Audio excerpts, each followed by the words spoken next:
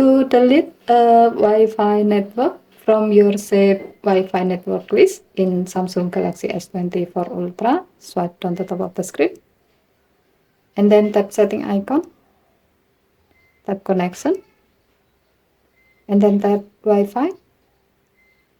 Next, tap more icon or three vertical dot icon at the top right, and then select advanced setting. Now tap manage networks, tap delete icon at the bottom of the screen. Select the desired Wi-Fi network you like to remove. Tap delete icon.